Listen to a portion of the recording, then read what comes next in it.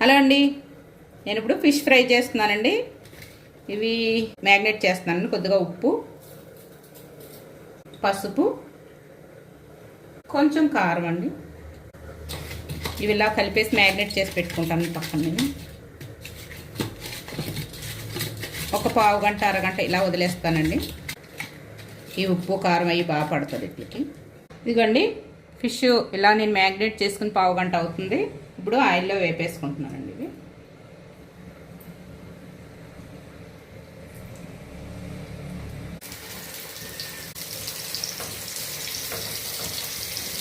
Fish రెండు వైపులా కూడా నేను ఇలా వేపేసుకుంటానండి. ఇవి వేగాక చూద్దామండి.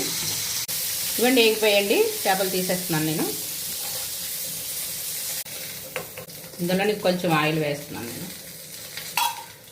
ఒక చిన్న టమాటా, ఒక ఉల్లిపాయల పేస్ట్ చేసుకున్నానండి నేను. ఇది వేసేస్తున్నాను. కరివేపాకు రెమ్మ, పచ్చిమిర్చి, పసుపు, సరిపడా ఉప్పు. ఇదంతా బాగా వేపుకోవాలండి. ఇందులోనే నేను ఇంట్లో చేసుకున్న మసాలా పేస్ట్ అండి. 1½ స్పూన్ వేసాను. ఇదంతా బాగా ఆయిల్ పైకి తేలే వరకు వేపుకోవాలండి. సరిపడా కారం వేసేస్తున్నానండి. ఫ్రైకి సరిపడా కారం. ఇదండి మసాలా అంతా వేగింది బాగాను. ఇప్పుడు ఫిష్ వేసేస్తున్నానండి. వీటికి మసాలా అంతా పట్టిలాగా అటు ఇటు వేసుకుంటూ వేపుకోవాలండి. ఇవి అండి ఇలాగ తిరగమరగా వేసుకుంటూ వేపుకోవాలి. వేపుకున్నాక చూపిస్తానండి.